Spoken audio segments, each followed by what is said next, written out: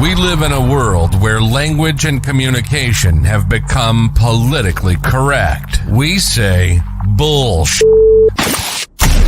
This is In the Trenches. We talk about what we want, how we want. Real and raw. From the military to veterans, society, spiritual, government, education, and everything in between, we're having real discussions about it all. Let's do this. This is In the Trenches. And now your host, Joss Young.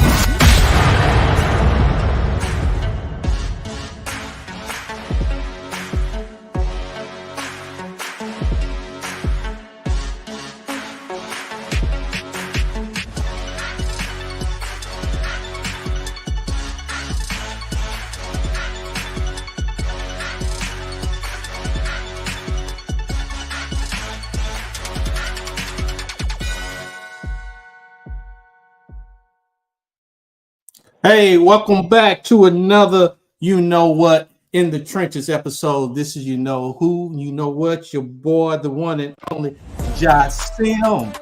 Hey, listen, of course, we're going to have another great topic today, and everyone already knows that this issue of the election time is coming. The battle between Kamala Harris and also Donald Trump. And so we've already know about the DNC that took place and taking place. And guess what? Today we're going to talk about the hollow truth that is behind Kamala Harris. How will the Americans will be destroyed if, hypothetically, based on her policies? And of course, I have my team, the one and only. I have Chris, the young Thundercat that's here. Say hello, Chris. What's going on? Another great day in America and a whole lot of political nonsense and much more. Now, we're about to spit some real topics and the items of conversation that the people are afraid of, but that's what it's all about. Live, raw, and in the trenches. Hey, we're ready for war. All right. Now, we have the one and only, the man of the hour, but we got to bring him in. But guess what? We have a special guest, and this special guest, one and only, is, we got to be good today, is the Pastor Baker, pastor of the Point of Houston. And so I want to welcome him in. Go ahead, Dr. Pastor, just go ahead and just tell the people, who you are and what you're about. Hey, I'm just glad to be here. Been invited to hang out with you guys for a little bit. Hey, man, I just came to see what happens, All right. Well, see, I like you already. You talking real and raw right now in the language you using. I'm just coming here just probably like it is. It is what it is. That's right. I appreciate you because there's not too many pastors that come out and brave enough to come and hang with us folks on this kind of level, but I appreciate you so much. And so we're going to go ahead and roll right into this hot topic for today, the truth about Kamala Harris' policy. They will destroy America. And so here we go. We got the dog in the house. He ain't got a shades, y'all. He ain't got a shades, dog in the house. No, we got my dad on listen. Let me say this. We're in the trenches, and I want Dr. Apostle Baker, who on the line, I want him to be at liberty to speak the way he want to speak, to do what he wants to do, because he's an authority, okay, on theological sound doctrine. I grew up under him. He's not but 89 years old, okay? And he has taught me. Not but, y'all. Come on. He has taught me everything. And would you mind one more time, because I'm dealing with another issue? Well, you know what? I noticed something. Are you all related? Because there's some things that I noticed. The No, same last we'll name, tell you and about that. y'all both Yeah, kind of I spit was some about to hair at the say top that. a little bit. So are y'all related? No, You know, some kind of we are connection not. Okay. going down We are there. not related. We've met over the years, and we determined that we should be related because we have so many commonalities. But we're not. We're connected through the blood and through Okay. common There it experiences. is. All There it right. is. Okay. Okay. Well, there's nothing wrong with that. I just knew, there was some limits, Now, similarities and stuff hey, like but that. now Baker is a common name, and Oh, so we could be related. We just don't know it yet. I was about to say, okay. better do some ancestry research. Find out a couple things down the line. So if that's the case, then we know who the heathen out of the two, not you, Oh but the other one. Lord. Oh Lord. Oh man. Oh no, we just like to have some fun and educate the people and stuff like that. So do you have the opportunity of watching the DNC with Vice President Kamala Harris? So what do you feel and think about the policies that she had mentioned? Okay, let me ask you Joshing, what policy has she mentioned? Joshing, Uh-oh. Uh-oh. Joshing. Yes. Can everybody say hello to my family? I'm talking to them on another line, but I wanted y'all to see them. Okay. Hello. That's Hey, my hello. son, and that's my baby mama at the bottom. Not to make see. Look, No, he that's already real acting talk. it. Nah, That's real I talk. know, but I know. But I'm gonna join the show in just a few seconds because he's in California, and I'll come back. Well, This has let's been go your right warning. in. Well, let's do it this way, Pastor Baker. Tell me what you think of the video of the fact of her mentioning about the economy, about the immigration, and far as cybersecurity, the AI. What is your take on that? My take on her as far as security and as far as integration is concerned, um, I understand because she's an immigrant. Basically, even though she was born in America, her parents were immigrants, and so therefore she's going to lean more towards immigration. She says she's going to close down the detention centers because those was no longer necessary. So she's going to close those things down and make it more accessible as far as the people that's trying to get into this country.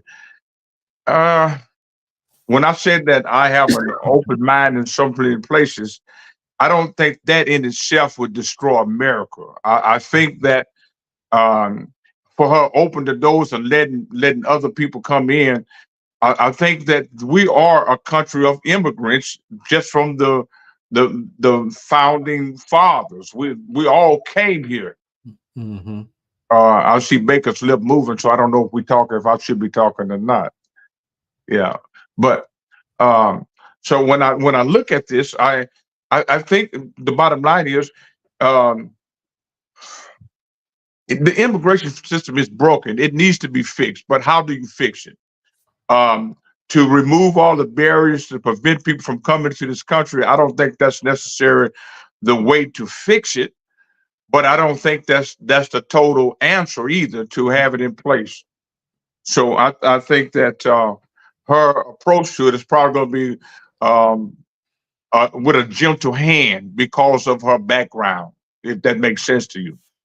I think she would not be aggressive as far as keeping people outside of the country or keeping them from coming to this country. In fact, it's probably going to be more people coming this way because of the fact that she's getting, if she's elected as president, they'll feel like it's a welcoming opportunity for them to come. Mm-hmm. And I know I agree with you, and I see that because right now in these Democratic governors in certain areas, now they are having an issue with an overflow of illegal immigrants. Because I know when she was a senator and she was speaking with ICE about the situation, what caught my attention was she tried to compare ICE to the KKK as saying that it was a terrorist in putting fear into the immigrants. And she kept debunking the fact that they were called illegal when, as an attorney, she should understand the terminology of illegal, which is committing a crime, which is they came here without going through the process, which is committing a crime. Well, Josh Shane, you have to, Josh Shane, you're talking like a liberal. And I know we don't agree on everything. And of course, I know Chris going to chime in. Well, see, you told me to be good because of pastor here. So I'm trying. No, I ain't talking good because the pastor here. You know that was gonna. Come on now. You know that was gonna pastor happen has like an that. Come independent on view. now. But I don't want you to tell the truth about this lady, that she's nothing more than a criminal, and she has incarcerated many innocent black people when she was the governor, and when she was a senator, and when she was a DA. So, if we're going to talk about an issue, let's be very clear. You don't have to talk tiptoe. Oh no. I'm asking a question because I want to know. Apostle is going to slam y'all. I'm gonna tell you, when you hear him, you're gonna hear some stuff that you ain't heard before. So go right ahead. I guess I'll mute out, but I won't, because that's why I came to join us. I've been knowing him 35 years. Ooh, okay, so finish your speech. So, in other words, how do you feel when she makes that stupid, idiotic statement that they are not considered as illegals? When you see people in Colorado being that are leaving their homes because you have Venezuelan gangs that's taking over not just one apartment complex but several apartment complex.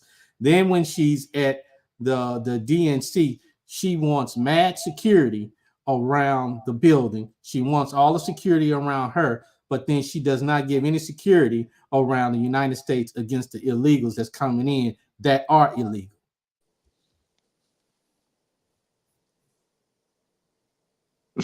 You're saying she wants to maintain her security, but not around the United States, is what you're saying? Right. Okay.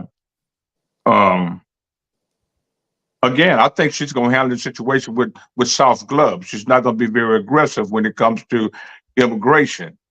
But you and I both know that fear sells the ticket. Wow. If she can paint a doomsday scenario as far as the government is concerned against civilization, then that's what she's going to do to sway the voters to hear what she got to say. Now, I'll say this. I often say this. If you broke into my house and I came into my house, what right do I have to take care of you? Wow. And do I have a right to secure my home? Hold on, Apostle. That's true. So if this is our country, I should have a right to secure our country. That is right. And equally, I should have a right to handle whoever came into my country illegally. Mm-hmm. You can call yourself an immigrant all day long, but if you came over here across the borders without my permission, you're in this land illegally. Mm-hmm. So therefore, you are a criminal and should be subject to the criminal justice system. Mm-hmm. So, and somewhere I read in the Bible that the law is from the unjust. Anyway, so I think so. I don't have no problem with people coming to this country, but I think you ought to come and do it the way legally. Mm-hmm. Apostle, can I want to pose a question to you. And you want to pose a question to me? Yeah. Well, this individual you're going to know. He calls me every day. He called me tonight, probably about 20 minutes ago. And he is a strong Democrat. And I said to him, he's watching us. Trust me, he's monitored. And I want to quote him right. Okay, he's completely a strong Democrat. And he owns gospel radio station here locally. You know who I'm talking about. Apostle, Yeah, do you know who I'm talking about? I'm not sure. Yeah, you know, he has a gospel radio station. He has a gospel radio station. He's only the black owned gospel radio station. He has 13 of them. Okay, yeah, You know what I'm talking about. I know you're talking about. Okay, he calls me, guys, it's Chris and Josh, he calls me 4:30 in the mornings, every morning, except Saturdays and Sundays. And he's been he's been, Baker, what you think about this? And Baker, what you think about this? And I said to him, how can you be a Christian and vote for such a liberal person as Harris, who believes in partial birth abortion, who believes that private citizens, should not have access to guns, who also believe that a woman can terminate pregnancy at any time, which, Apostle, listen, people, this is, Carrie Baker, we're not related. I've been knowing him 35 years. We have history. I met him some 35 years ago. Most of you don't even know anything about First City Bank. I met him there, okay? And most of y'all too young to know. But he believes in partial birth, but we discussed partial birth abortion. Harris believes in partial birth abortion. She believes in stripping people of their gun rights. Not only does she believe that, she believes that anytime a woman is pregnant, she can abort her baby. Now, listen, let me explain something to you. It's not Democrat, Republican, okay? Mm-hmm. At the end of the day, it's the problem I have, if you allow me to say this, is that Christianity has lost its luster because we do not vote convictions. Definitely agree. We vote. Mama was a Democrat, Grandma was a Democrat, Uncle Willie, who was drunk all the time, was a Democrat, so we supposed to be a Democrat. It's the same way that if you're going to say, I'm a Baptist, I'm a Catholic, I'm a Methodist, I'm Apostolic, and all that. Everybody has a right to believe what they want to believe. Carrie Baker, I'm not disrespecting his name whatsoever. He understands why I'm doing it this way. Okay, this man has been pastoring probably 40 plus years. Is it 40? This is what I would say to all of that. At one time in my life, I voted straight Democratic Party. Nobody was on the ticket. If you're a Democrat, I voted to you because what you just said. It was the way I was raised. My parents voted Democratically. Everybody in that community voted as a Democrat. So I too, when I was old enough to vote, I voted Democratic. But then when I became born again, I changed my views on voting straight Democratic ticket. And but hear me out all the way. And the reason why I say I'm independent now, because I don't like the idea of I had a nephew in California some years ago, and he was breaking the law, but he was a kid, man. He's a teenager. And under Reagan's law, they locked him up and said 3 strikes, you're out. Oh, I remember that. Now, as a kid, how long should a kid stay in prison for the rest of his life? Is there a chance for rehabilitation? So I had an issue with that. So I say maybe I shouldn't put a Republican Party person on the courts that's gonna lock up my family members for the rest of their life, even if they make a mistake. Maybe you shouldn't put a Democrat. Josh Shane, I was trying to find mine. In a minute, I want to chime in on all that. Okay, Chris, hold on. Josh Shane, can you pull up the book of Keith Barkins? Please pull it up and bring it forth so we can see it. I was trying to find mine, and it's sitting somewhere. Please, I want to show what Dr. Baker just said. I'm looking on my library. I thought right here. Okay.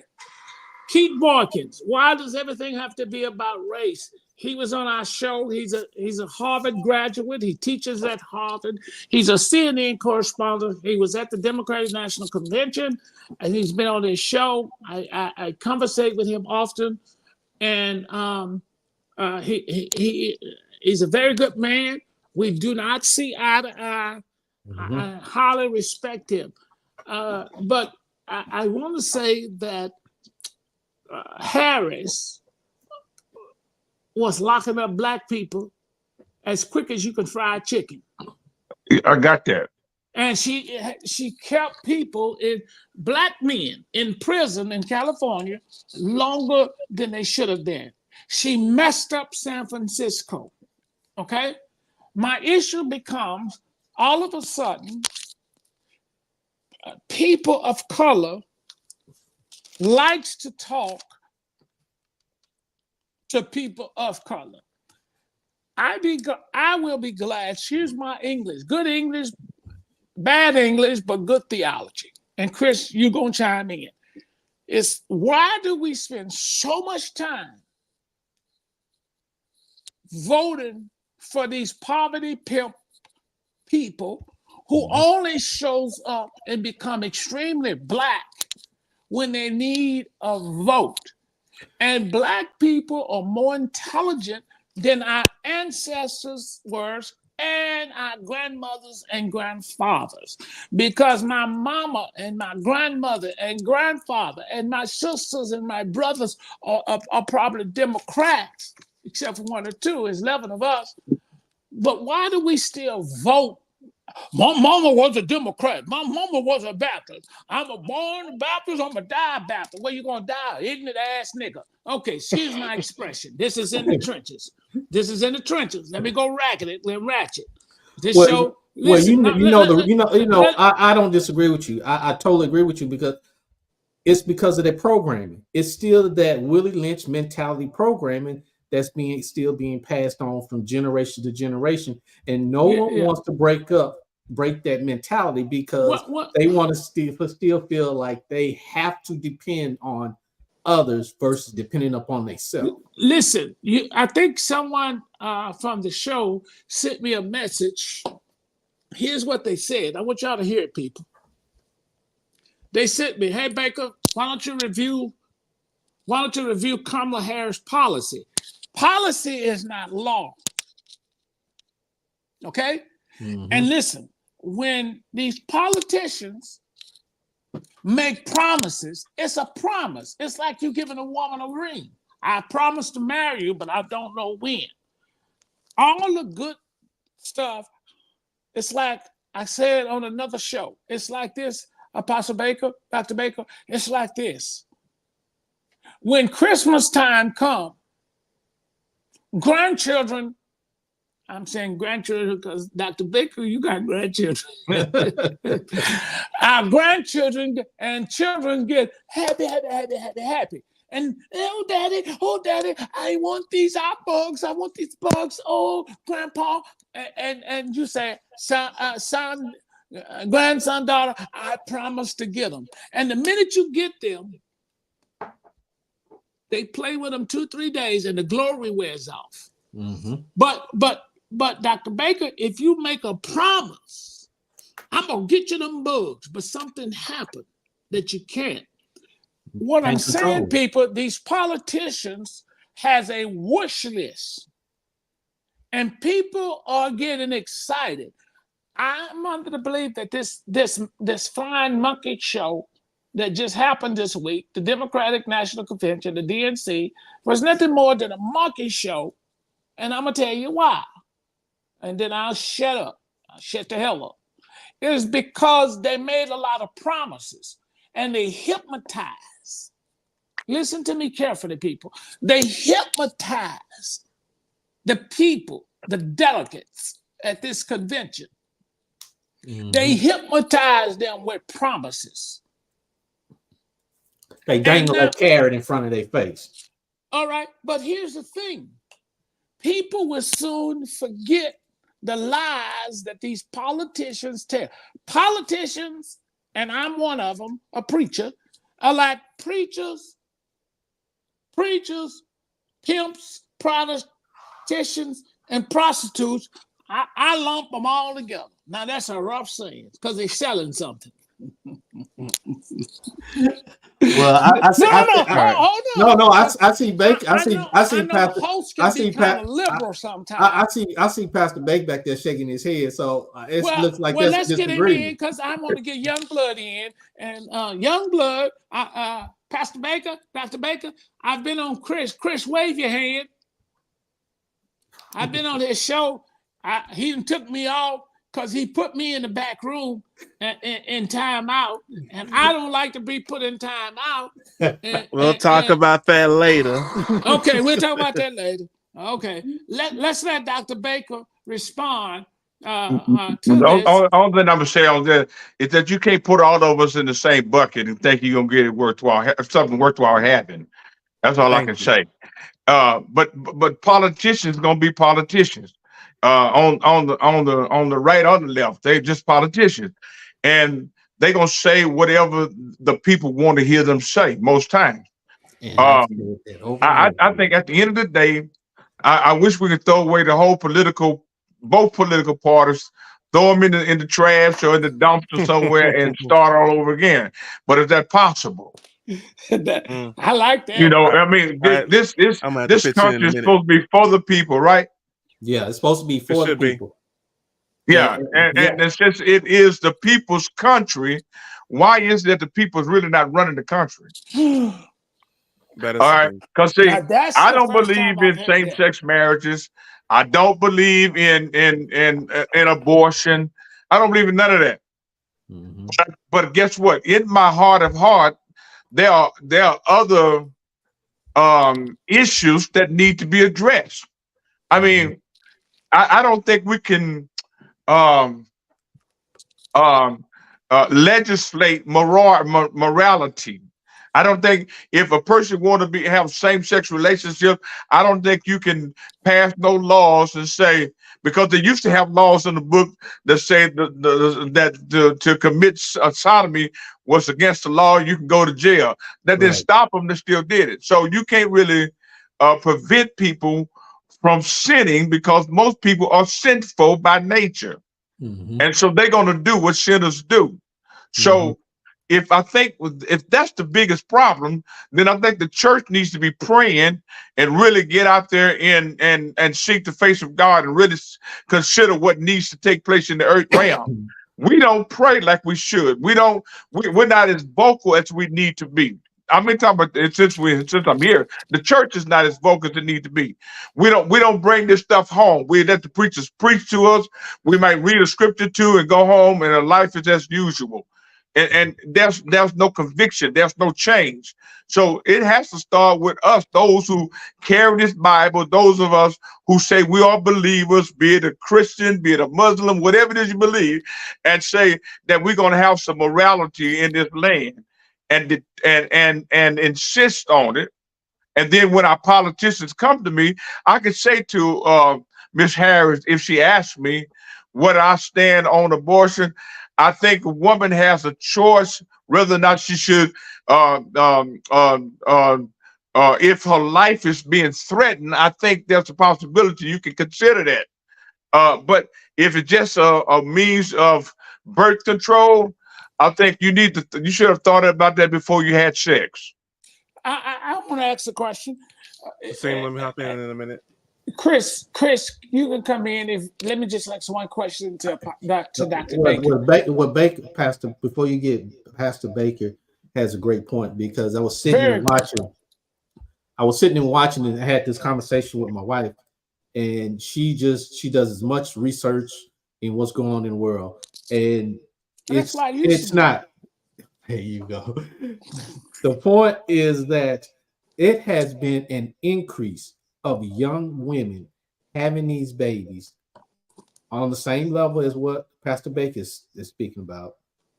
They are now just dropping them off and getting rid of them, and it has begun to increase in numbers. So what is she going to do? Well, I want to pose a question to Dr. Baker based on something he just said. about choice. When you say a woman has a choice, what do you mean? What type of choice? What kind of charge? Well, a What choice. kind of You choice? said very powerful things, and I agree with 90%. But then when you stated that you do not agree, which I know you for 35 years, is that you do not agree with abortion, same-sex marriage. But when you got to the abortion, you said you don't believe in abortion, but then you said, I think a woman has a choice. But in this regard, I said if it was a life-threatening situation, How is what I'm what would saying. be a life? What would be? And I'm not trying to put you on a Well, no, gotcha no. Here we question. go. Here we go. Here we go. Here we go. Here we go. If something was threatening my life, they tell me, say, Mr. Baker, you got something in your body. It's killing you, and we What? got a choice. Either you're gonna live, or if you're gonna live, you got to remove it. Then I think I should have that right to make that decision. That's between me and God. Okay. That's what I'm saying. But Yeah, I don't think your abortion is not contraception. This is what I'm saying.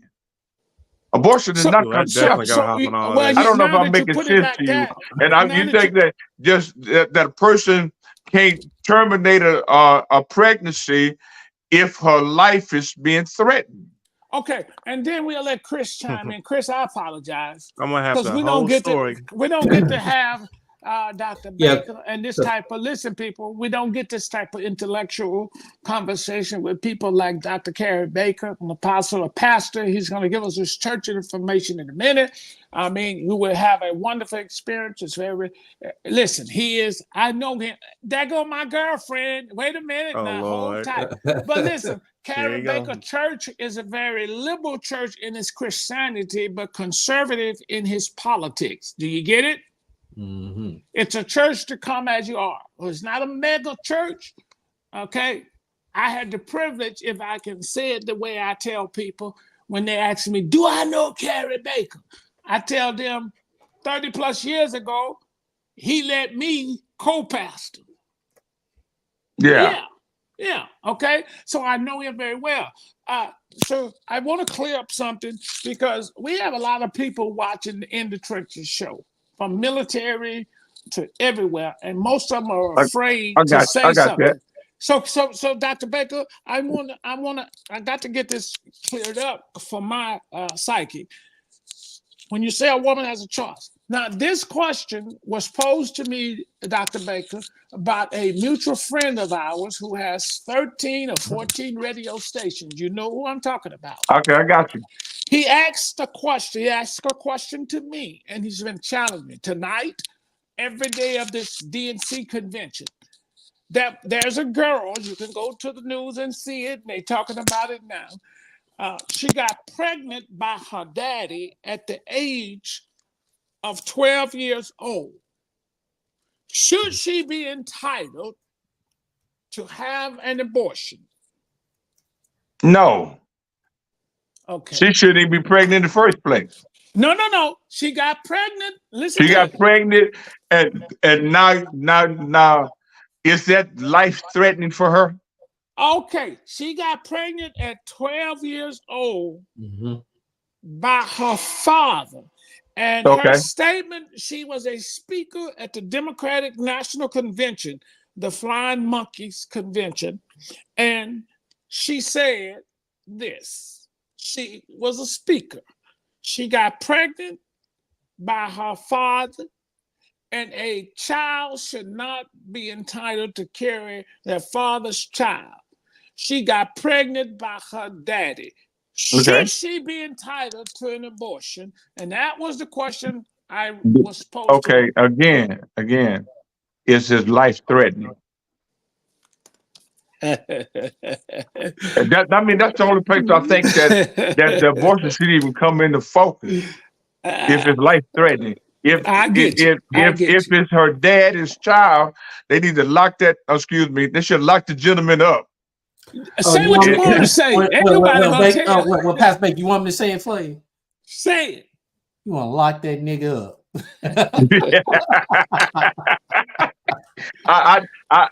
I refrained from saying what I was thinking, but I said lock the gentleman up, and Okay. So, then let the child have that baby, put the child up for adoption, and move on. That's what I okay. think. Now listen. I know we just had this beautiful black queen log in. Look at it. We ain't seen her in a while. She's an author. She has She's her an own actress. show, but she's an actress. But I want to go to this young buck here, and he got a What you lot got to to say, say. Chris? Let's see what he gonna Because say. I know you holding back some, so you know. Oh, he I have a ready. whole I bunch know of he notes. ready. I have a whole bunch of you're gonna have to notes. be real. You know, I you got can't some be too. all like Karen what Baker Oh Baker no, has say. a I'm going to different give the real. notes. No, I don't need no introduction. First, let me start off like this: educate yourself before you vote. The biggest issue that we have a lot of times when it comes to this, we don't educate ourselves when it comes to our politicians. We vote blindly based by color or things that we have traditionally been taught by our parents and much more. That is not the best way to do it. And it continues the cycle that goes on for century and century. And we wonder why we don't have change. Going off another thing that I put note of is I am not a biggest party of a straight vote through the ticket. The reason why is because both parties have issues. This is why I said before you even go to to the vote or to make a vote, you need to educate yourself based on your own, let's say, upcoming, your situation, and much more. You need to vote what is best for you in your own situation, your family, your neighborhood, and much more. When you vote blindly, you don't really take in consideration of what each candidate from the Democratic and Republican Party is actually represent. And we wonder why things continue to go over and over again and not continue to change because we do this blindly without educating ourselves. Another note too is I put on this is church nowadays, and we got to pretty much take accountability on this. Is the church is highly influenced by politics. We pretty much went away from our foundation a lot of times when it comes to doing the right thing at times, just for the vote or to sway others, just for their feelings a lot. I know there is some good churches that actually stand strong on principles, but we can't lie and see that there's more churches, especially with social media and more, that's going to push them to go outside of what they've been taught and is more of an influence by politics. And with all this, we need to learn how to think on our own. Too many times we just, like I was saying, going by family I need you to traditions. repeat that What part. You said we need to do think what? on our own. We need to learn Say how it to one think more on our time. own. Say it one more We time. need Somebody didn't get to it. learn how to think on our own. Thank And you. with that, and also read along with that. That goes along with doing research on the politicians, knowing yourself, and not being afraid to grow and be your own family or yourself. This is part of being an adult and taking accountability and much more. And also with all this much short, we need to break all of these chains that comes down when it comes to culture. I love my culture, but there's also some negative things that comes down with our culture that holds us back and keep the same cycle going. Why do we want to continue the same stereotypes or things that always puts us in a negative persuade or an imagery for other people to continue to mock us every time? We should be progressing year and year, not doing the same thing over again. Another note I want to put them. Yes, exactly. Another thing too is I agree with you what you said, Mr. Kerry Baker, when you talk about the prison. It depends on the cases though, because like depending on let's say the level or how bad the crime was, not all crimes should be charged, at the same level. But at the same time, you got to take in consideration of the age, and also we need to have a program to actually help these. I'm not gonna say criminal. Offenders. Accused. Offender, yeah, or accused to get back into a regular working society. That's the issue that ticks me off the most is because we throw them into the prison, pretty much take them away from resources, and then they're pretty much locked away from everything. And then they're going to be thrown back in society. They probably have so much trauma, so much aggravation is built off of, especially we talk about men when we're talking about testosterone. And 9 times out of 10, they're in survival mode. And what do you think they're going to do when they're used to like acting like this and they can't get no job or some other things and everybody's treating them like criminals, not giving them opportunity to get a job? Right. The biggest thing that you need to actually get going is some way of income. And when you treat people like this and you act surprised that they go back to the prison, what else do you expect? We pretty much like a whole cycle of things going on, and the prisons are making money off of this. Yes, I did say that live like that. Prisons are making money off that, and that's another thing that needs to be adjusted. Now, for the last point I want to hit on, and this is very controversial, is like when it comes to, let's say, the choice of women when it comes to abortion. Highly controversial topic, especially when it comes down to the choice of that matter. When your life is on the line, I absolutely agree that you should have a choice, because it's like, if you don't do this, and the doctors, the experts have told you that if you don't take this remove, or there's something's growing or something wrong in your body, that you may actually die from this, you have every right to make your choice from this. Now, here's where it gets very controversial. When you're dealing with someone, let's say they had their intimate moment, and you had a rapist, or you had like the other situation with the father, like, molesting the child, and they had a kid, then you have a whole issue that needs to be addressed even further than what we just kind of scraped on about. Because now we have a situation where the mother, let's say if the mother chooses to go through and have the child, has to deal with this constant trauma of looking at the child as a reminder of what that pretty much perpetrator does to her each and every day. We can't ignore that situation. And I think that's why it happens to be so controversial, because we ignore that factor. We got to take in consideration of what that person deals with on an everyday basis as a reminder of a situation. I think what happens nowadays is we kind of like, oh, she should have to keep the baby and pretty much move on. Okay, but this person is still an everyday living person. And every time they look at that that son or daughter, it's a reminder of a person that took advantage of her body and reminder of her trauma. So we need to wake up and start addressing all these issues and much more when it comes down to this. So, Chris, you said something, and I think you kind of quoted along the lines of Dr. Carrie Baker. Is this locking up people? Harris has did this very professionally. Yes, she has. Yes. And she's locked up innocent black And men. they brag about it too. And That's she the funny kept them part. for longer. Yep. Listen, longer than they should be. All right. I don't care what nobody say. I don't care if they come after me or what. But we listening to a whore talk who have screwed more men than we have screwed screws in the doors of our doors to hold them together. And that's what blows my mind From about this. former Mayor Brown, whatever his name was, out of New York, Montel Williams, and a host of others. And I'm not saying people can't be redeemed, but it ain't no joke when you putting innocent men and locking people up for longer than they should be, and bragging about it, and laughing all like it's the funny. time. This is why it blows my mind. It's like an evil laugh right there. That's and then she has the nerve to say like, listen, let act me like, tell oh yeah, y'all I'm something. supportive of the people, and you locking us up from Kamala Harris,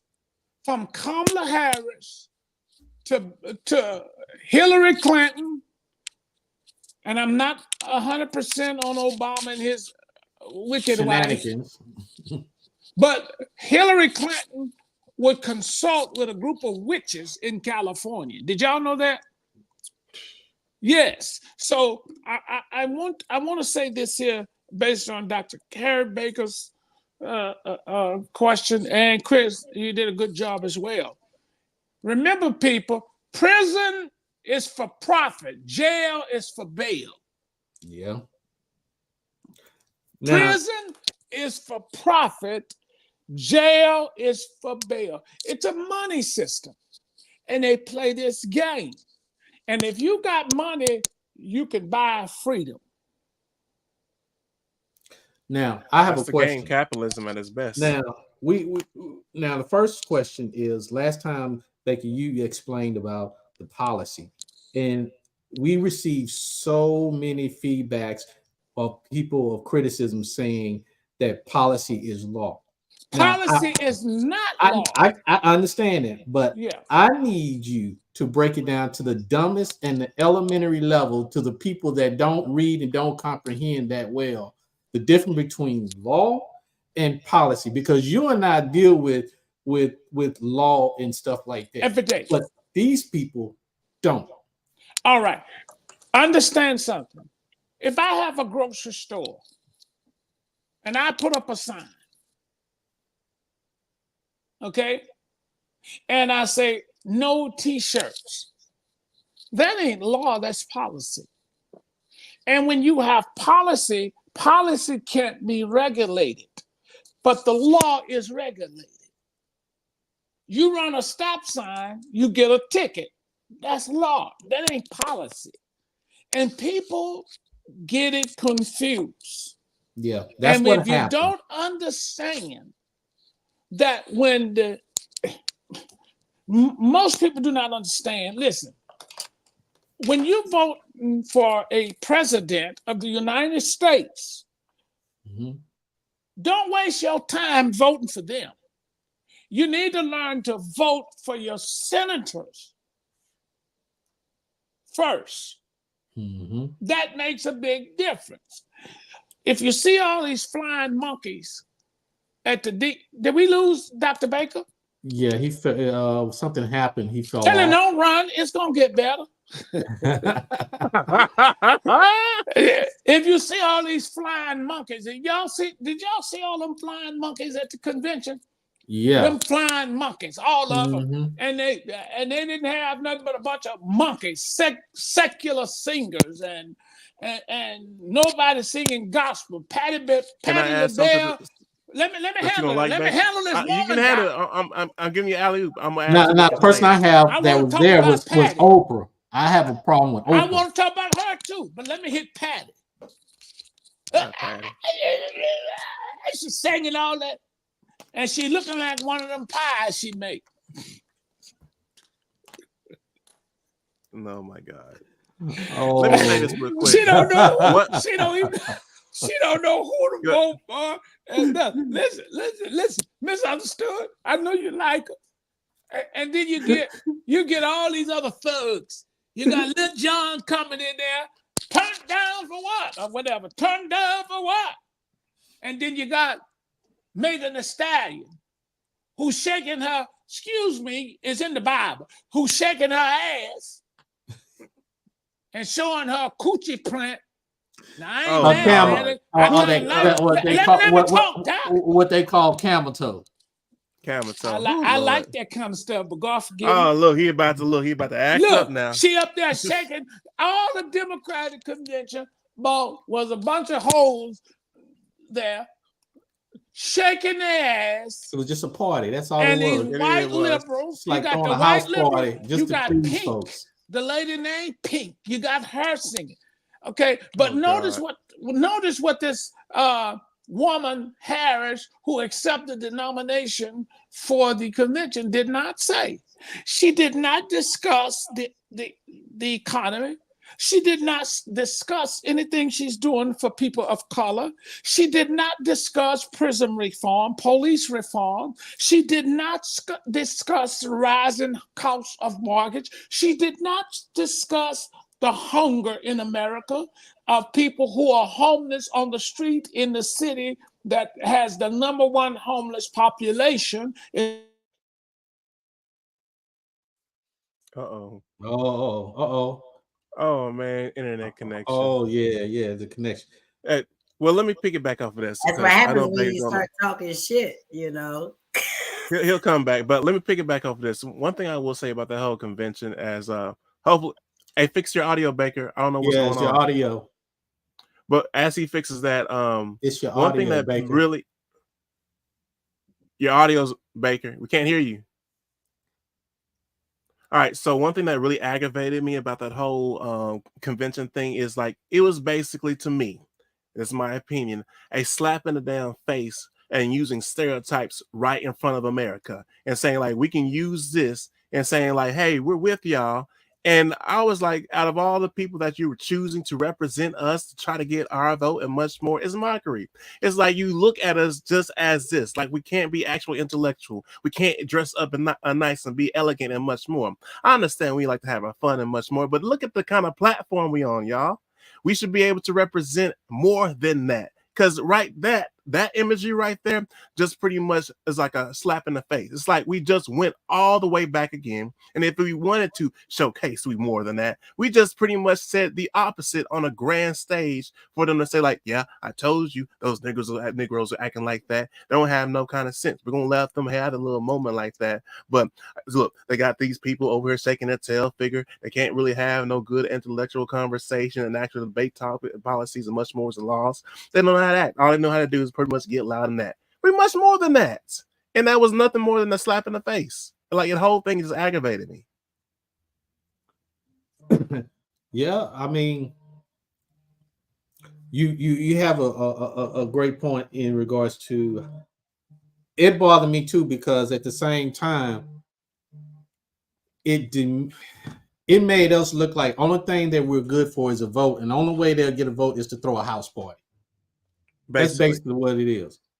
And not to mention the view of our women. Like, come on. I think people forget the little details speak so much more in volume. Like, we get sick and tired, especially like the sister gets tired of being treated and looked upon like this. This shit doesn't help. Excuse my language, but this does not help at all. We're making it worse. And we act like, oh, we did our thing. Yeah, you did. Going in the reverse direction. And then you wonder, this is what I'm talking about, where I say, like, at times our culture can be our worst enemy. Yeah, I said it like that. I love it because the style much more, but some of this stuff can throw us in the same place, and we wonder why we can't progress.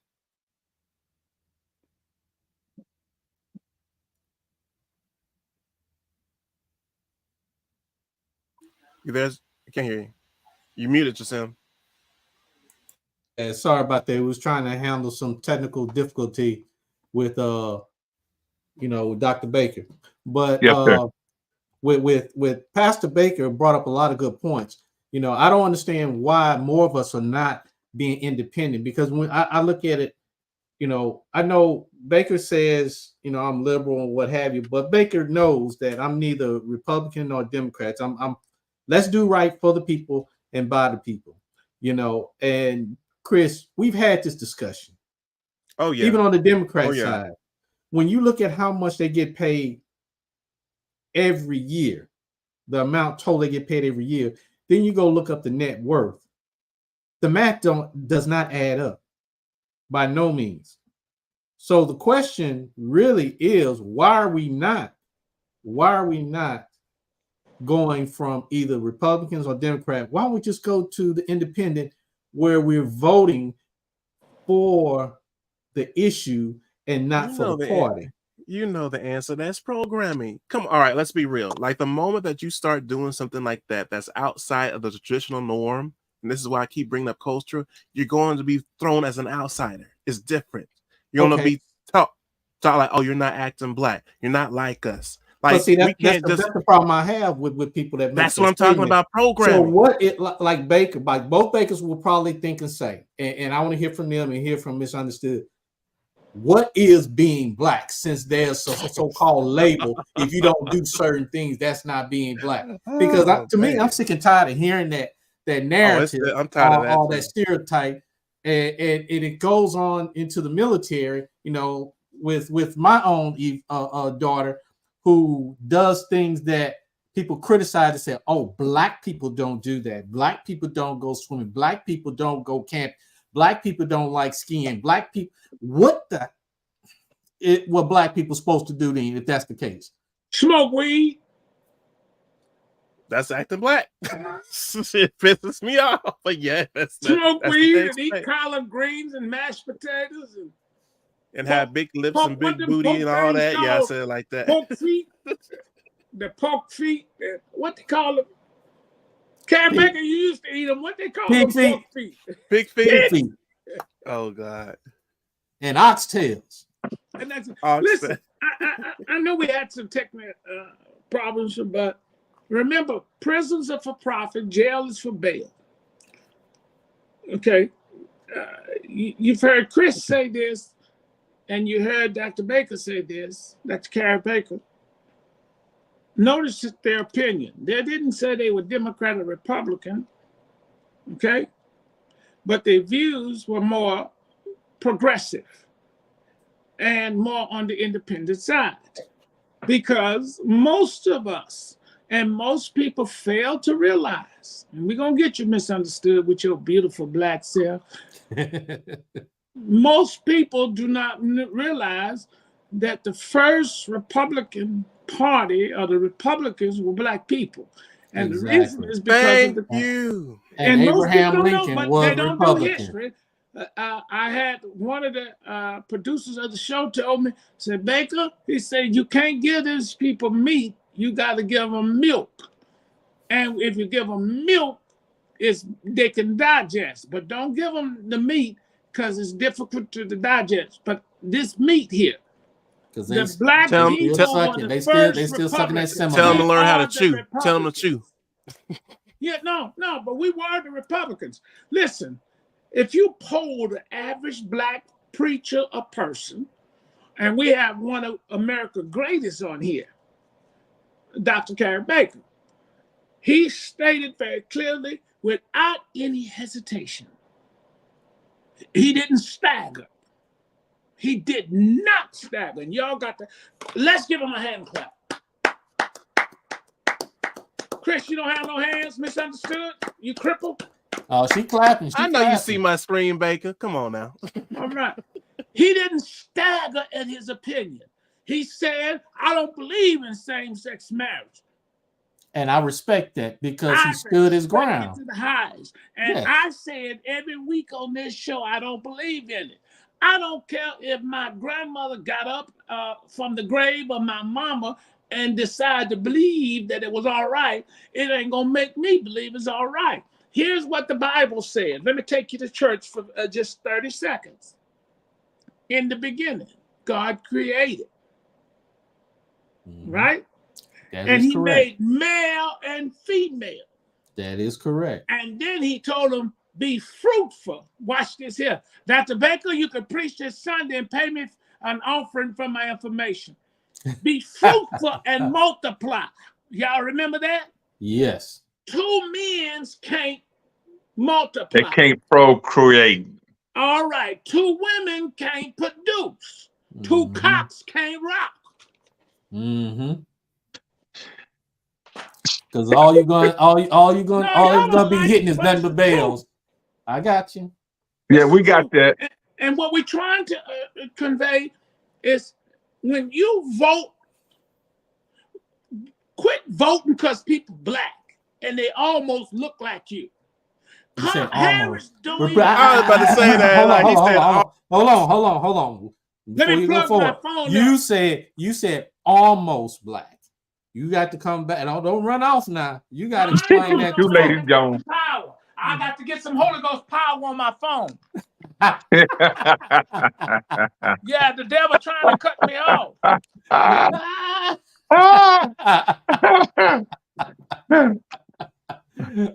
But one thing, Dr. Baker, what you said is true. In the beginning, God created male and female, created he them, and told them to be fruitful and multiply. That's true. But we're not really pressing and pushing when this political environment, we're not pushing biblical principles. Although when we vote, we should vote according to our conviction, and hopefully your conviction is biblically based, but not necessarily. And so I don't know how much more time y'all got on here, so I'm not going to talk too long. But go ahead.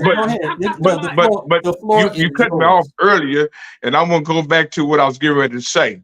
This country, the United States of America, was founded not only on free enterprise, but it was founded on free labor, and this country still needs free labor, and if you can't get it free, get it as cheap as possible. And so if as many of you Negroes they can lock up, they're gonna lock up and keep you as long as they can because they need your labor. And and back in the 90s when they started having all these private prisons pop up, the majority of folks who owned the prison was conservative people. So they passed laws to continue locking you up. So that's why I'm saying I'm independent, because I don't want to see no more of my brothers and sisters get locked up for smoking in marijuana square. I used to smoke. I don't smoke no more. You don't smoke but on now, I preacher. smoked in my lifetime. Now, preacher, hold on. All right, Preacher. Let and me ask pop you a question. cheese everywhere. I've been there, done that, and wasn't limited. I'm No, getting excited. I'm sorry, but it wasn't limited to marijuana. I tried a little bit of everything to give me hallucinations, and I'm glad they didn't catch me because they'd have locked me up. But the only thing about this, they wouldn't have locked me up for the rest of my life. See, that's my problem. If I break the law, then I'm subject of the penalties of the law. But where's grace? Where's compassion? Thank you. And I promise you that this political landscape don't have compassion, especially on you colored people. Then I ain't say black, I ain't say Negroes, I didn't say African Americans. You colored people. They don't have any compassion when it comes to you making the right decision in life. They want to dismiss all the possibilities of your past traumas having an effect on your current reaction today. And they don't want to talk about those kind of things because that was yesterday. That's behind you. Let it go, let it go, let it go. So I've got issues on both sides of the spectrum, and I don't know how to address either one of them that's going to make a difference. Well, listen. Let me say that this. was a mouthful. America doesn't want to take accountability. Wait. We still got to get misunderstood. We didn't get her. She over there about as quiet as I don't know what. If I'm the co-host, let me say this about misunderstood. Misunderstood is what you call a secret weapon.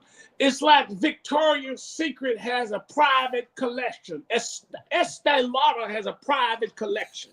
Right now, we got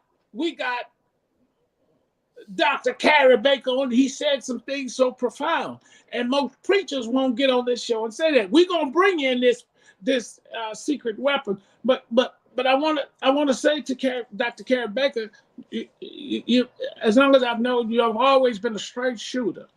People need to. We need to. If you send it to the host, you got your church name on there. But we really need a little bit more information where we can find you, because I want people to see your services and your church service. I preached for this man for 30-something years, okay, people? And I'll tell you a joke, and he'll understand, make laugh. And I was in charge of bringing in other preachers. And I brought in one jackleg. And and the pastor was out of town. When he got back, I handed him a cassette tape. Y'all don't know nothing about that. I gave him a cassette tape. I said, here's what the preacher preached. And he would drive. He told me, he said, man, I put that in my car. I was driving down the freeway. I threw it out the window. That's how far we go back. But he said something that most pastors are afraid to say because it affects their income. Yeah, I agree. Now, he talked about a lot. See, here's what we have to do. Let me give you all this demonstration.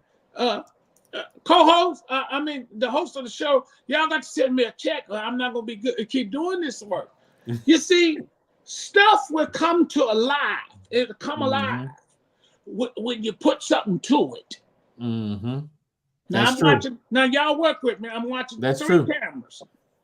And, that is true. And Carrie Baker did something tonight, and while he was talking, I thought about this illustration, and then we'll bring in Miss Confusion. Do y'all see this? Oh yeah. What does it look like? Looks like a peel.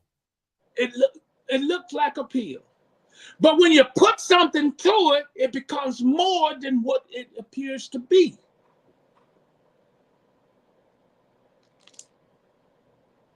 Just adding a little water. And when you add a little water, it turns into a very wonderful piece of cloth. Ah.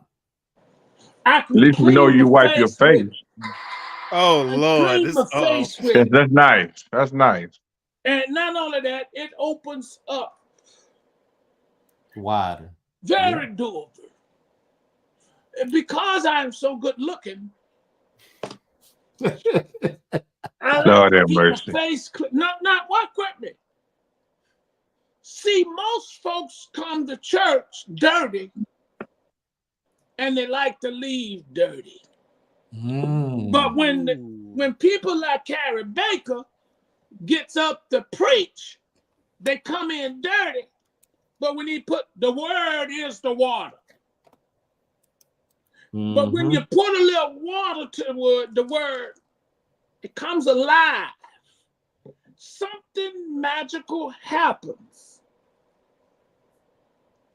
When they leave and get in their car, they go to having convictions about voting and politics, and God gives them something they can clean themselves with. See, you lying preachers out there who say your building fell down, you need $4 million.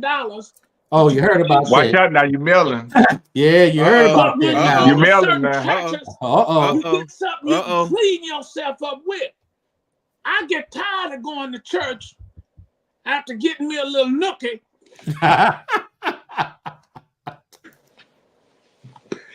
I need something to make me leave there. Oh God. And be able to back up off of it a little bit. Here's what I'm saying. Did y'all like that? Oh yeah. Yeah. No Now, what I'm trying to say, it's the same way with politics. You ought to hear something and see what these people are saying on this television and say, I feel dirty because they're okay in homosexuality. I feel dirty because they're okay in same-sex marriage. I feel dirty because I got to condone and endorse LGBT, ABCDFD community. Listen, let me tell you something. I don't care. They don't mess with me anyway. In my family, I got them. It still don't make it right. We have to say, like Carrie Baker just said so profound. And Dr. Baker, please, I hope you would come back on this show. And people, you need to get on his show and see his church services on Sunday morning. Listen, Dr. Baker, send to the host that sent you that link. Send him all your information about your church and broadcast live. Now, that's going to be added to his I need y'all to help me. this podcast. I owe him some money. Can y'all help me? I owe him some money because he had an anniversary service, and I'm just so obligated, and I was so bogged down. And I preached. I think the show host. Where's Queen? Yes, she's not on here. No, she's not on here. Chris, did Chris come to hear me speak? Yes. Did he come? Yeah, he was there. Boy, that nigga all right. I spoke at a church and the whole team came out. Misunderstood it. And so Carrie Baker celebrated his anniversary. He is a very powerful man. Trust me, people. Okay? Trust me. Okay? He preaches to a true crowd on Sundays. If you ever want to be educated, and if you ever want to learn something, and if you really want to be spiritual, misunderstood, you're going to feel me on this one. Now, I know for you people listening, we're going a little long tonight. That's because we got some good information. This is voting night. This is y'all Democratic National Convention, and we got some good stuff here. We got the Apostle and Dr. Baker. And misunderstood is Christian. Listen to me. Understand this. And he had a celebration. Was it your pastor? Tell me what happened. Yeah, it was my 33rd pastoral anniversary. Look here. I was around when he got started. I was a youngster. Say again? Say again? How many years? 33. 33. Now look. Can we send you $33? Can you hear? You know what? I don't know why you're doing that. I'm good. No, I know you're good, but God is good too. Okay, God is good. Let me do what I do, and you do what you do. I think you're extremely kind. I think you're extremely kind. I was trying to stay out of the scrutiny of people. I don't care. Listen, you start asking folks for their money. All the preacher want is your money. Let me tell you something, pastors after your money. Look, let me I thank you. You're so kind. I appreciate you. let me say this Appreciate about you. that. And I know I don't want to cut your effort off. You want me to bless me, I Yeah, receive yeah, that. yeah, But I yeah. want people to know I'm not around there asking for a nickel. I know you're not. I know you. Okay. I preached for you for 30-something years and wouldn't take an offer. You used to push Yes, money sir. in That's my true. pocket. And if I Okay, gave you now offer, look, you give it back. you sure did. Right. Now Yeah. let me say this to you. When I go to the doctor and my doctor pulls up and misunderstood, he pull up in the Bentley. I don't get mad. Because I don't want to see my daddy. He pull up in a Toyota Corolla, I'm going to have some concerns. Right. Right. People leave the church because the preacher drive a Mercedes, a Benz, a Lexus. But they don't leave the doctor. So if the preacher, now this preacher side getting at me, former pastor, if the preacher pulls up in a Mercedes, they say he's taking all the church money. Yeah. But if he pull up in a Toyota Corolla, they'll say he ought to do better than that. If he living in a shack, It's the truth. if he living in a shack, they're gonna say, now he teaching health, wealth, and prosperity, and he in this sharpshooter, what they call them, gunshot house, a shotgun house. Yeah, they looking at the And if he physical get a side. They ain't mansion, looking they're at the gonna say he's spiritual taking side. all the money. Mm-hmm. You get an ugly wife, they gonna say he He can do can do better than better. that. If he get a pretty wife, they're gonna say, look at her, she dressed so funny. They gonna put you out, Reverend.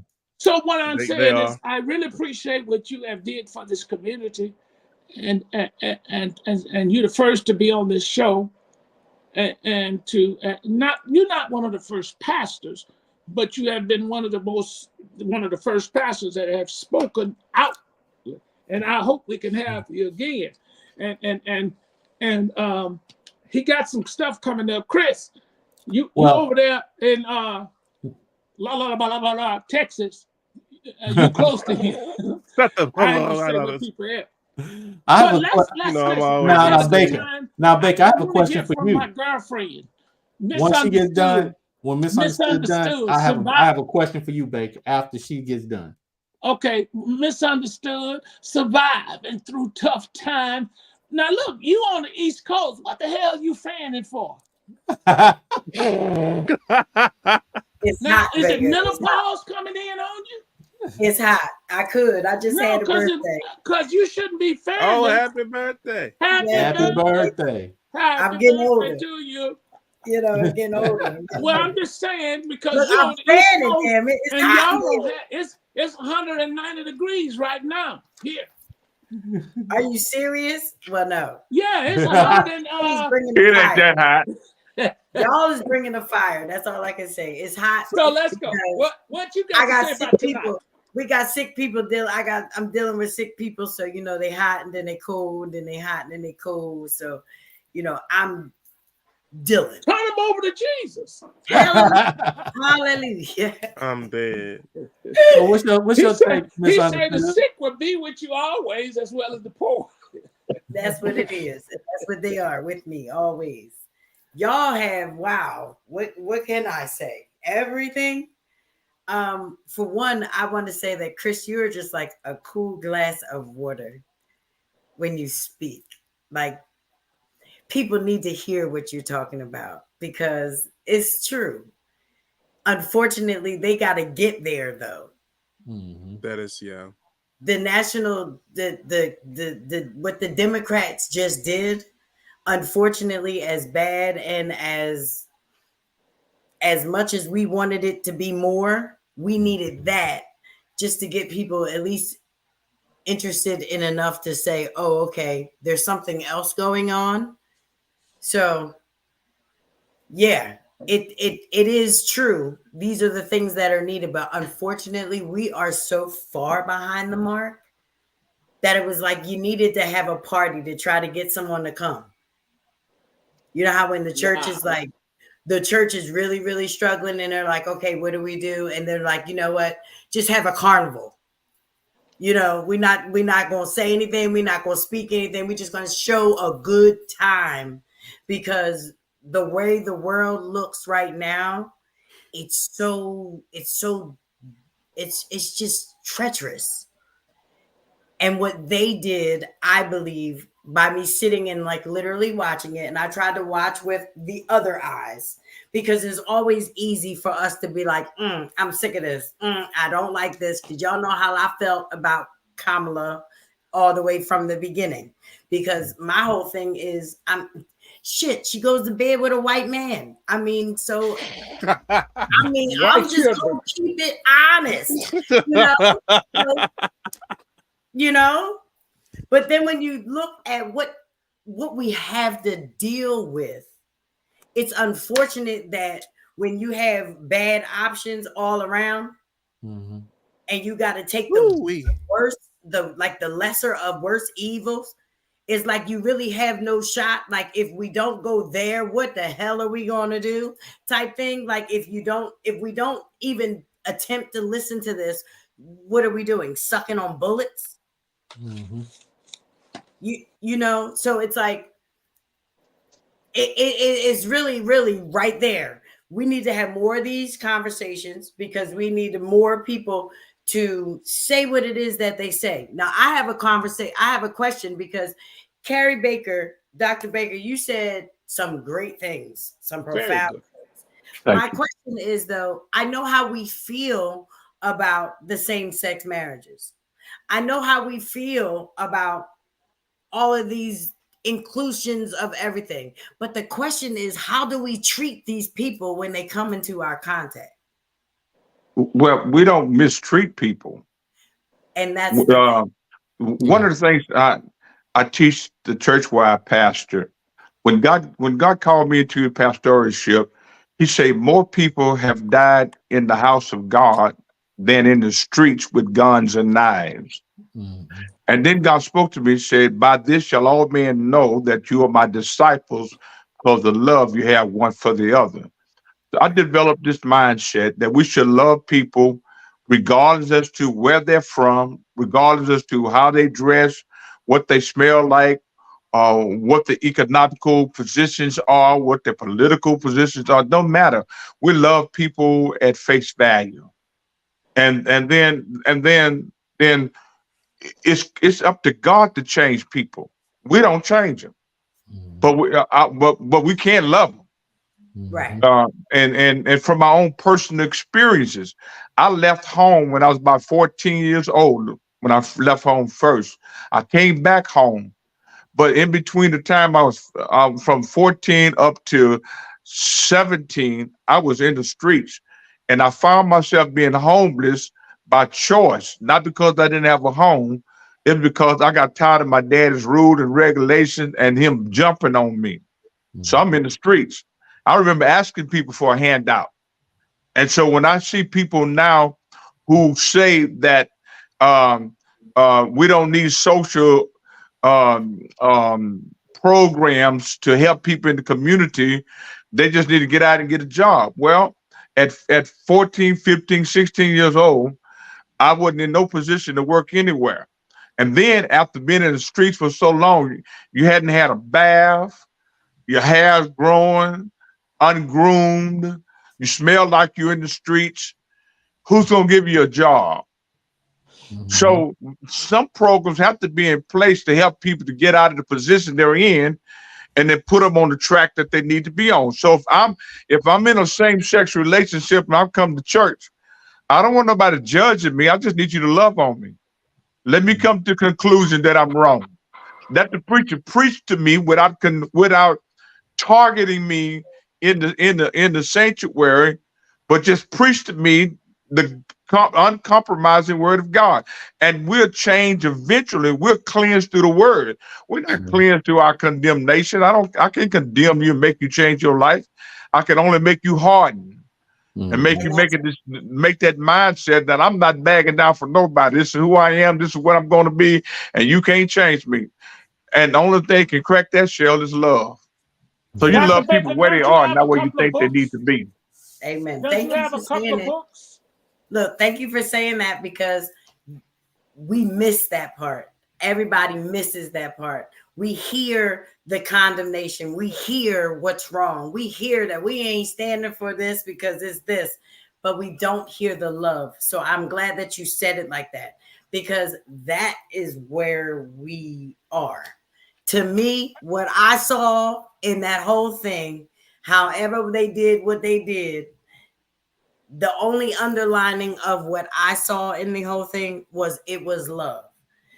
A lot of it is misunderstood love because they don't know how to get like the hotties. You know, they don't know how to make a 22-year-old pay attention to anything political if they don't have on, 60-inch long, 60 inches of lace front and booties out, and so it's unfortunate, but like Chris said, it is all of the things that have been killing us for centuries that hopefully within this switch we'll now be able to have real conversation, because they're not going to be able to keep talking about the ignorance that's going on.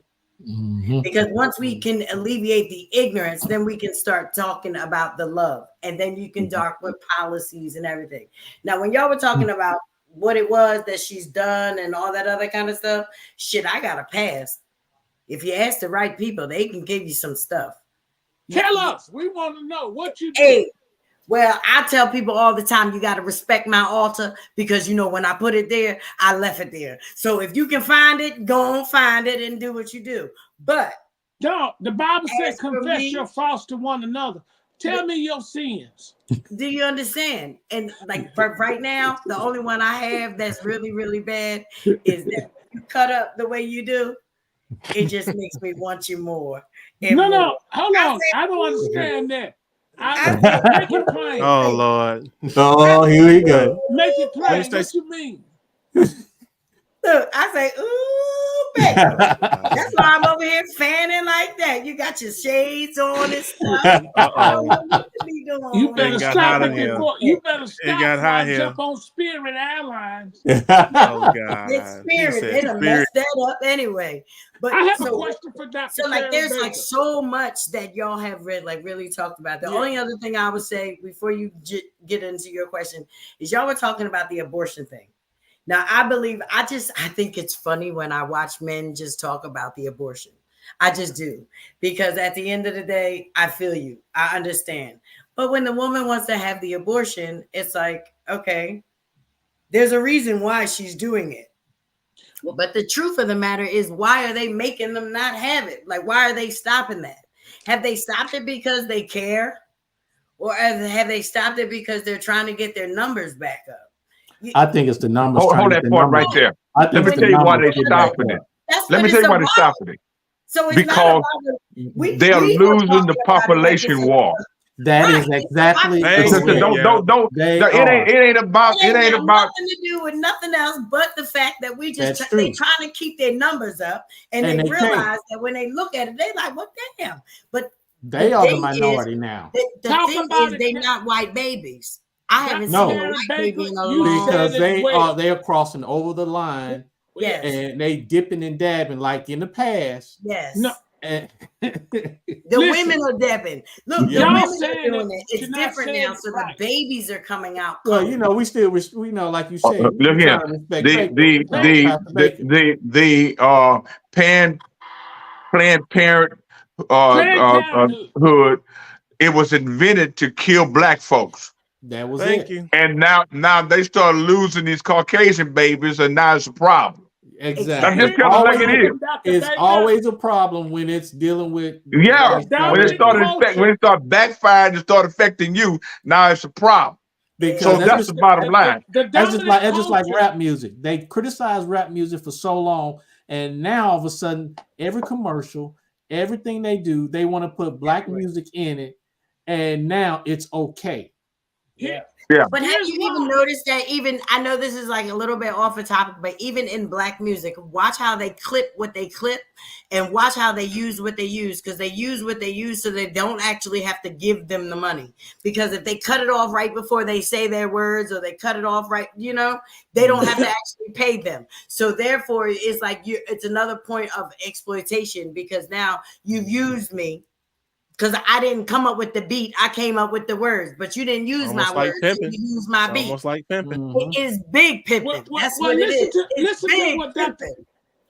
listen to Dr. Baker.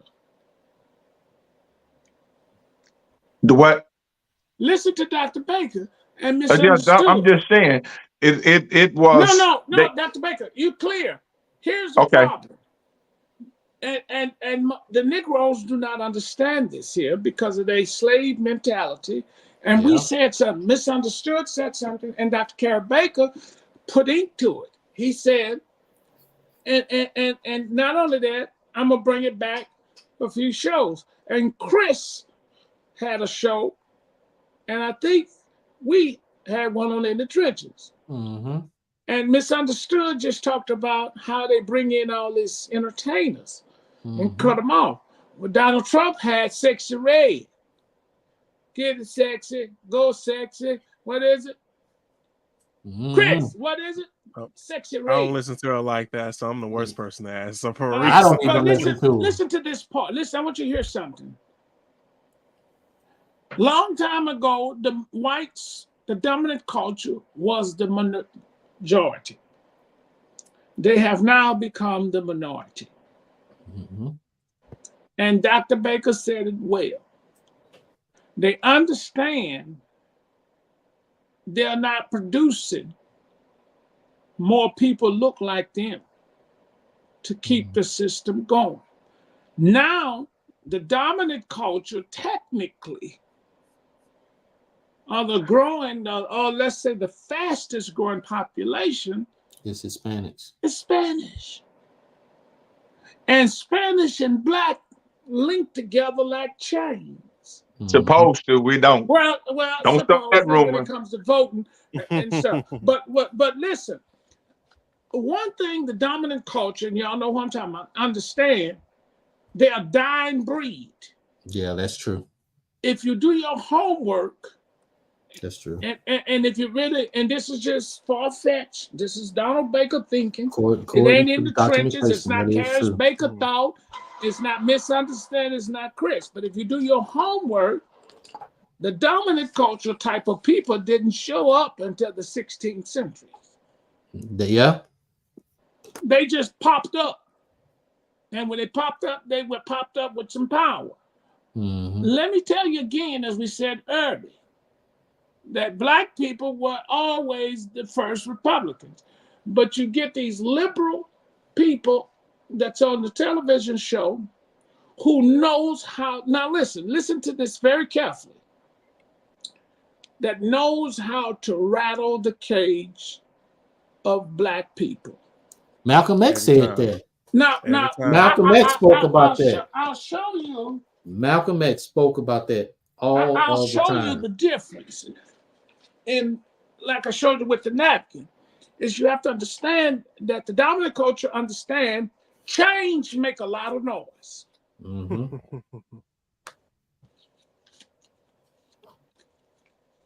Paper don't make noise.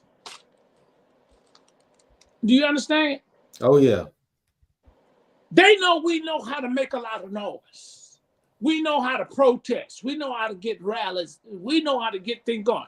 If you guys do your homework, you see that the DNC had people that they never had before, and because of technology and AI, and because TikTok and TikToker and Slapback and whatever it is, Snapchat.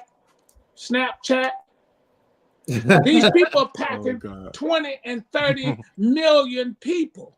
When you got that kind of power, you got respect. When you got that kind of respect, you get that kind of money. And they pay these people to come on there to do what they do. Now, Lil Jon, turn it up for what? Turn it down for what? And those people don't get paid. Do you get it? Mm-hmm. And then you had this liberal woman another woman who have conveniently became Black, and she wouldn't be seen with you at midnight, daylight, or early morning. Oprah Winfrey. Because both her parents claim No, white. I'm talking about Oprah. Oh, okay. Well, She no, had maybe rape. She had Black folks and everything and everybody. So tonight, I know we got an end, has been very thought provoking because we Well, I have have one more. we I have have one to more question. understand something. I have one I more have a question few before things I we want to go. hit on though. Yeah, ahead. I have Okay, one more. go ahead. I'm Okay, quiet. now, Baker, you and I are on the same level when it comes to the military. You're talking to two bakers. Which one? I'm talking about you, not Okay. not Pastor Baker. I always call him Pastor Baker, so I know know the difference. That's good. So this is my issue. Now, this is what she's claiming, that she's going to be committed to maintaining the U.S. as a world's strongest military power, and that she stated that under her leadership, America will continue to have the most lethal fighting force globally. Now, let's look at it as a veteran been in combat. Dr. Karen Baker was in the military. Oh, okay. So let's look Right, at it like, Baker? What's your question? She's gonna have at her disposal the world's greatest military might known to. So my question is this, history. because I know Baker had stopped me. My question is this, or my statement is this: how can you have the strongest military when right now we are the weakest military on earth, in my eyes, because so many people have left the military due to, and what Chris and I had this discussion on this podcast, due to the ABC community and people coming into the military wanting to get only a from a he to a she and have the DOD take money out of the defense budget to pay for that surgery. And then whenever they get out the military, then have the VA to cover their medications because they decided in the military they wanted them to pay for their change. My tax dollars should not go to that trash. Not only that, I have written down, not only that, put my little eyes on. Russia really do not respect females. So how are we going to avoid possibly going to war with Russia? In her current situation as vice president, why is it that us veterans have to suffer when the VA has a debt of $15 billion? Then Baker was sent, Pastor Baker, I sent him an article. A veteran had to pay back $33,000 back to the VA, and she served 24 years in the Army. So what do you really think, and it's not really to you, it's just saying, do you really think she is the best choice? I know she's not, but I like to hear your take, because now, since I know Pastor Baker that you was in the service, I'm real curious about your take on that. Well, from military point of view, you don't care who's at the top of the office. You respect the office and not the person. Wow, that's true. So your allegiance is to the office, to the rank, and not to the individual. Talk, Baker. So no matter who's in, if she becomes the president of the United States, she's now the commander in chief. And so whatever orders come down, the military will follow those orders. They won't dispute it. Unless it's unlawful. She might have some pushback in her cabinet, but once they come outside the door and make it public, whatever the decisions are, the military is going to conduct it no matter who sent it down. That's true. So Baker, I hear what Jashim is saying, and listen, a question I had for you earlier, and I already know the answer to this, but I want the people to hear it. When you come to the church that you pastor, the Point in Houston, in North Houston, I know you. You don't care if they're LGBT, black, white, Vietnamese, Chinese. You cater to all. You love all. You love the person, but Yeah. you're not in love with the sin. Right. So when you People walk don't in, understand that. You you're got to greeted. explain that. Yeah, no, you're greeted properly. And sometimes you got to preach the hell out of people. That is Yeah. terminology. Yeah. Well, I know I'm rough around the edges. Dad, when you raised me, so let me say something real quick because I know we're getting close to the end. One thing that I want to hit on is, when will we get to the point where we don't have to, and I know misunderstood on this earlier, where we don't have to do certain things or actions just to get the attention so that we can move forward, if that makes sense. When, or better yet, let me better explain this. When will we get to the point where we don't have to dress a certain way, act a certain way, or move a certain way just to get and mass attention platforms like that, so we can start moving forward? Like, I understand we unfortunately got to do certain things to get our attention, but when will we stop the cycle where we can stop doing that and moving forward? Because there is no progression if we're doing the same cycle over and over and over again. If you expecting a change doing the same over and over again, that's basically insanity. We're insane for believing that. That does not makes no sense logically at all. Now, another thing too that Ms. Understood said as well is, you have to love on a person, and in due time, I think love and patience is a combination of things that is required to get this done. And because I think, like, a lot of times when we start loving on a person with hopes and faith of a person to change, we put like a timestamp, like, okay, we're going to do this for a time period and expect the person to change on our time. That's not how it works. It's more so on God's time. And I think a lot of times when we do that, we act more in a selfish motive. And a lot of times, and I'm learning to get out of this. I'm like, well, learn to grow out of this as well. As a lot of times when we move or make certain actions, we have our own internal selfish actions, or motives behind them. And we need to be more aware of that, so we can actually be of a great value to help a person grow in the way of for their best interest, to progress in life and be what they're supposed to be, or grow in a way that should be destined towards them. And then lastly, my point is, and we at times bounce around this, but this is giving you pretty much raw on this. Money makes people move. We can sugarcoat about it all the time, but if you really want to be honest when it comes to politics and a lot of things that we want to address, money makes people move. From like different laws to campaigns and much more. And I wish it wasn't always like this, but follow the track of where the money, who's sending the checks, what's the motives behind the checks, we say that all what's the their time. interest, and like follow the money. And then when we stop being blind to this and paying attention to that, then we'll be able to know how we should move. And let's be completely honest about it. Because a lot of times when we get on the radios and networks and much more, we pretty much dodge that or ignore that because we don't want to hurt people's feelings or because it's too sensitive. We have to get to the point where we can have these hard conversations, regardless of how people feel. Because if you don't, or in the words of my grandma, a closed mouth don't get fed. And so if we continue to keep our mouth shut and bounce around the topics, we're never going to move forward in the way that we want to actually have some kind of progression.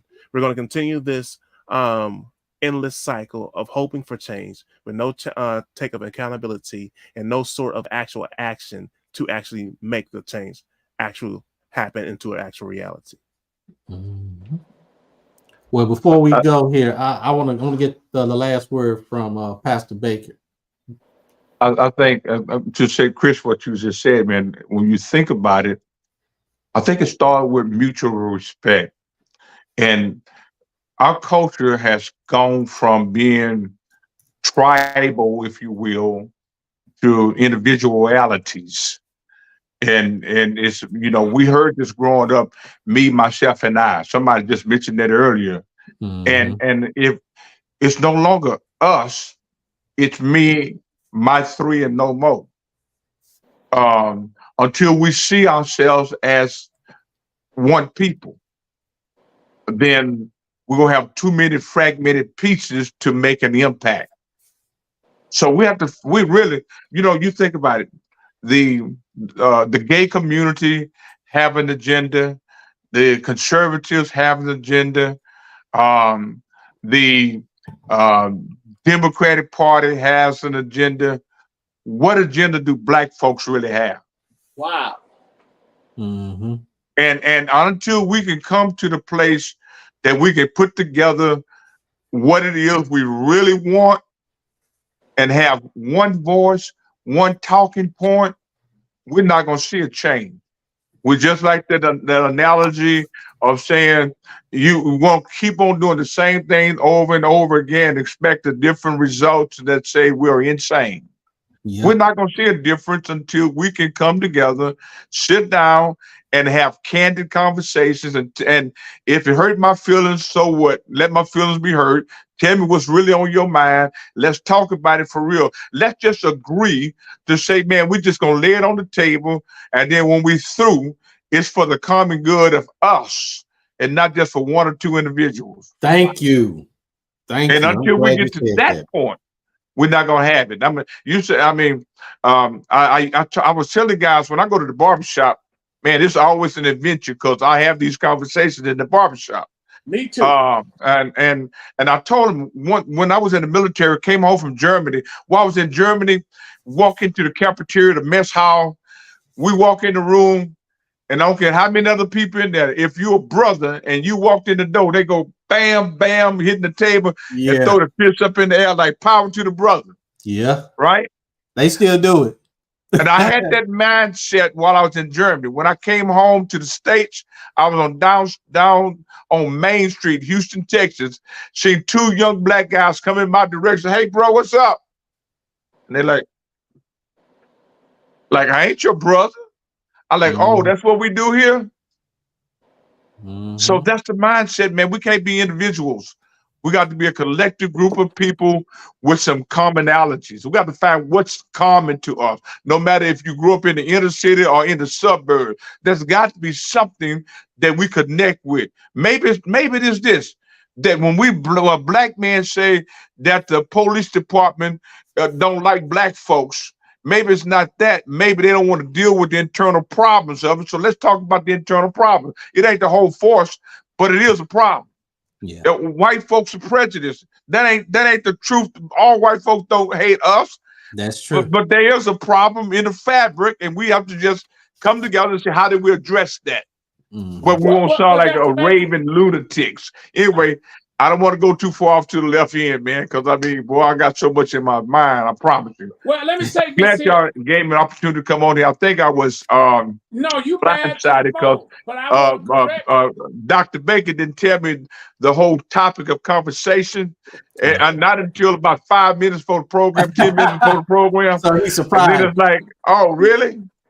But I need you to come on. Okay, all right, I'll come. All right, here we go. So this is like, man, off the cuff. Didn't have time to really consider nothing. Anyway, God bless y'all, man. I enjoy hanging out with y'all.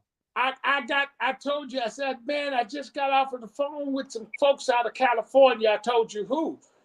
And then you came to my mind. But I want to say thank you because you took out your time and you're so professional. And I just know you that. Chris, Joshine, and I know we didn't have Queen on, but we got to show up at the point, and we just going to show up there to support him. Now, this Sunday is rough for me. This week has been rough, but please, we want to have him on there. But Dr. Baker, Dr. Carrie Baker, listen, I want to say, you said something earlier, which is true, that all white folks don't dislike us. I always have this issue with addressing people. This gentleman who's sending the weird how the Democrats are now the party of war. Whoever that is, Joshine, y'all see the comments? Yeah. I'd like to address that because it makes sense before we close. But Dr. Carrie Baker said something so profound. I'm prejudiced. I tell you that right now. And everybody, there's nothing wrong with being prejudiced. Prejudice is a word that simply means prejudging. But there's a difference, like I say, in policy and law. There's a difference in being prejudiced and being a racist. Mm-hmm.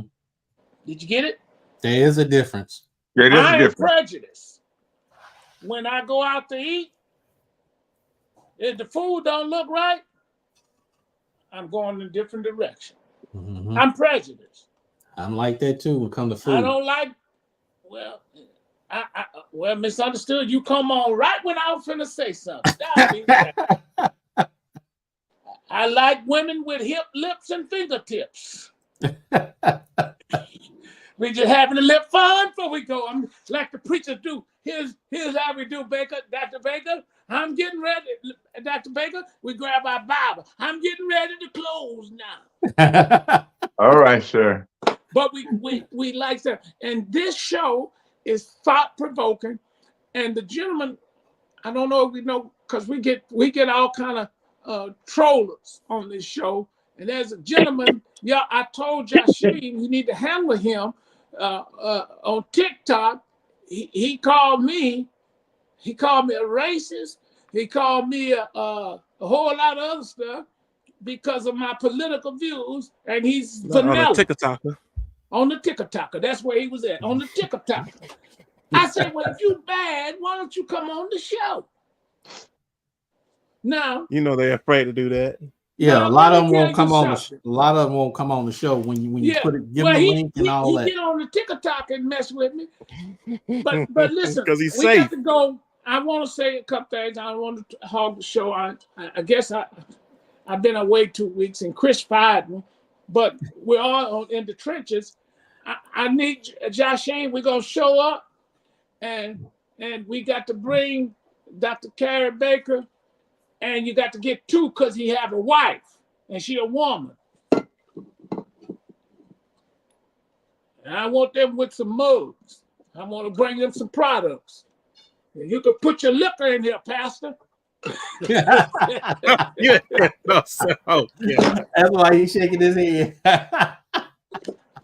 You can put your beer in here and be in the pulpit. You always informative and entertaining. That's one thing for sure. No, but listen, I can't say how much I love my team.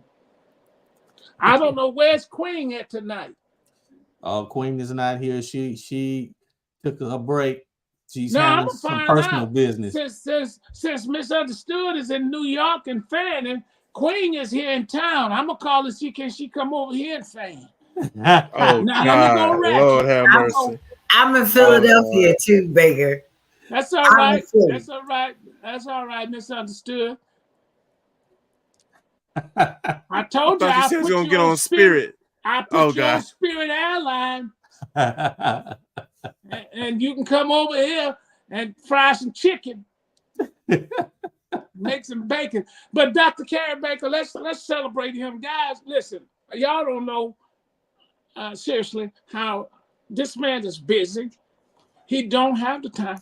He don't play. He got on me early, even on the phone. What you mean the last minute you called me? And he was so, but he took pride. He said, well, man, look, give me a few minutes because I can't just show up any kind of way. I got to put on the shirt. I said, well, go like we go. And why you call me at the last minute? See, that's that military side. Yeah, and I told him, I said, well, Dr. Baker, I was talking to some people, he know who I'm talking about, in California, and they kind of upset me. And I said, I'm going to call this. Now, I refer to him as my father. And we have no relationship, you're no blood relation. And that's because I trained under him. So if y'all see me do bad, that's where I learned. Well, he ain't gonna put and back in the day, me and Dr. Baker was considered radicals by a bunch of people. And when they would see us coming, they didn't want nothing to do with us. and still don't. Well, but let me say, because I got all these bright lights and it hurt my eyes, so y'all can see stuff. And I ain't got no woman here tonight. Don't be thinking. But this, I want to say to you, Dr. Baker, man, Dad, I thank you so much. Bless you, man. And you brought so much knowledge to the show. And I know Chris and Joshie and whoever else do what they do, we're going to make some some TikTokers and stuff. And your show, your church's broadcast every Sunday morning and Tuesday night Bible class, good teaching and stuff. I wish y'all could have saw us back in the old days. Boy, late. You wouldn't believe it. We had to come to church like this with a shirt tied up. All super tight. And we had to have on a necktie. And we didn't have on a necktie. Oh, yes, sir. And one other thing we couldn't have back in the day, we had to have a necktie. See, I come out of a white organization. I can say it. One of the largest white organizations. And then Dr. Carrie Baker took me in because they were getting tired of me. And you had to have on the necktie, the white shirt, and see this here, this natural. They didn't believe in that. Yeah, all that facial hair. You know, culturally understand stuff that it's culture for a black man to have facial hair. Because if he don't, he was considered a homosexual. He looked like it anyway. Watch your mouth, boy. But I thank you, Dad. I thank you so much. And like I said, Dad, because I respect him to the highest. And Chris, you close to him. And Joshine, you are close to Calvary Church. So let's schedule a Sunday. We'll show up. He get out early. He has a small ministry, very powerful. And stuff. Now, if y'all can come all the way past almost to Galveston with me, then I'm coming in your neighborhood. And we're going to show up, not this Sunday, but Dr. Baker, and we may I'm willing to put misunderstood on spirit and get out of here. We're going to get Queen and just show up just to show him support. Is that all right? That's all right. That's fine. Well, I'm talking to the crew. We'll find, and Chris, you can bring your camera and we can take some pictures, and me and you, Joshine, can be in the back doing a little short clip. Bring your camera. Let's interview some folks in the building. Hey. That's what they thoughts are. I'm coming for that. I'm coming. Open forum. Let's do it. Let's do it. Let's do it. Yeah, because they close to you. I used to do this thing called Inner Circle with Pastor C every third Sunday. It wasn't behind the pulpit, just out in the middle of the floor. And we just had open mic, and whatever the people want to talk about, we talked about current issues and whatever else. We just dealt with it. What's your thought on this, Pastor? And the reason why I did that, because I know you're trying to close this segment down, so I don't want to go too long. But the reason why I did that, because the early black church used to be the focal place for the whole community. Whatever happened in the neighborhood I'm so glad came through the church. The church was everything, was a voice for the community.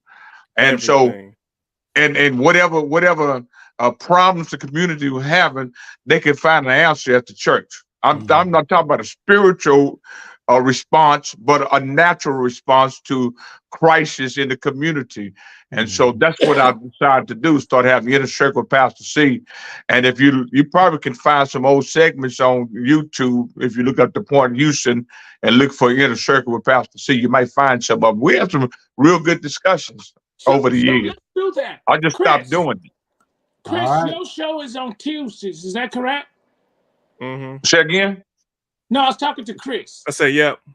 Chris, and of course, Friday night within the trenches. So, Dr. Baker, if a Tuesday night is good, because you already have people there for class, can we do it on a Tuesday? We're not doing. I'm doing Facebook Live on Tuesday night. That's what my Bible study is. Okay. So I don't want to interject that. I don't want to bother with that. So we'll do something. We'll work something out. Let's get together, Joshine. Don't squeeze me in no corner and say, yeah, we'll do it this day. No, you got me here tonight, okay? Back up. Get up off of me. I'll let you and Baker come up with work out those plans, and in that way. Well, he getting on me because I called him 15 minutes before the show. So, but I just want to say thank you again, as what Baker said. Thank you, Pastor Baker, for coming on the show. And also, of course, those that are watching, that's listening, thank you for, you could have been in any other place listening, but you decide that you want some knowledge and stay out of the darkness, but into the light to learn and to grow and to be better than what you was yesterday. This is your boy, you know who, as what I always say, don't be bitter, be better, and guess what? Always execute. You've been listening to In the Trenches. Real, raw, plain speak without all the political correctness. We hope you've enjoyed the show. Make sure to like, rate, and review. And we'll be back soon. But in the meantime, reach out to TS&F Consultant and Management on Facebook, Instagram, Twitter, and LinkedIn. So long for now from In the Trenches.